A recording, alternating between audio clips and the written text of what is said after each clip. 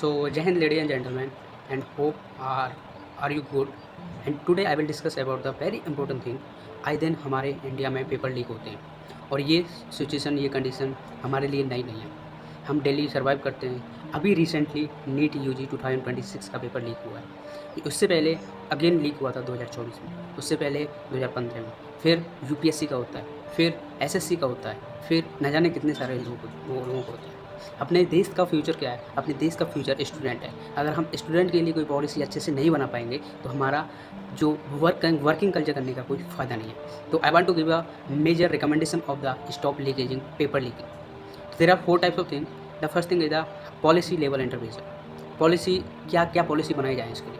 तो एक state level, district level, local level पे एक कोऑर्डिनेशन कमेटी बैठाई जाए ताकि वो सर्वे कर सके या एग्जामाइन कर सके ऑफ द एग्जाम पैटर्न को। दूसरी है टेस्टिंग सेंटर एलोकेशन पॉलिसी। कई संटर दूर आते हैं, जो लोकेलिटी है लेकिन बहुत दूर सेंटर आ जाता है, तो उसके लिए एक आराम से अच्छे से सेटअप किया जाए। Multi session and multi stage testing, multi session multi stage testing लाई जाए इसके लिए। ये किसके लिए बेनिफिट है? ये सब हमारे लिए बेनिफिट होगा।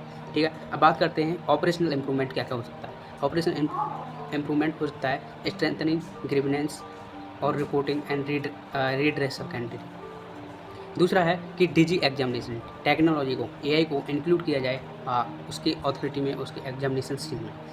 अब बात करते हैं कि इंफ्रास्ट्रक्चर इम्प्रूवमेंट क्या कर सकते हैं हम। Infrastructure improvement is really simple. हम कोई मिनिमम लेवल पे 1 सिक्योर टेस्टिंग एजेंसी बनाई जा सके पर डिस्ट्रिक्ट में। दूसरी चीज़ है setting up mobile testing centre बनाया जा सके for rural and remote area. अब बात करते हैं कि डेवलपिंग कोर कॉम्पिटेंस क्या होता है। तो पूरा कोर वैल्यू हम कैसे डिसाइड कर सकते हैं। तो डेवलपिंग गाइडलाइन लाया जाए क्वेश्चन पेपर बनाने के लिए, सेटिंग करने के लिए, बैटिंग करने के लिए। दूसरा, ensure security in storage and delivery in paper.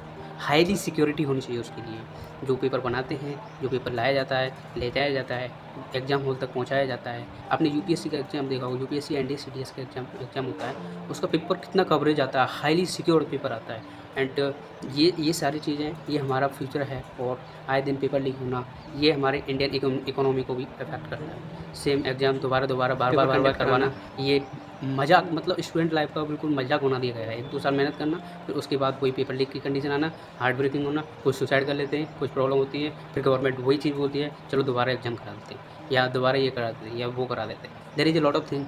और आपका क्या सजेशन है इसमें? आपके कहाँ कमेंट बॉक्स पे कमेंट करें। और ये आपको वीडियो कैसी लगी और कैसा इम्पैक्ट हुआ, सो कमेंट करा। ओके, सो जय हिंद।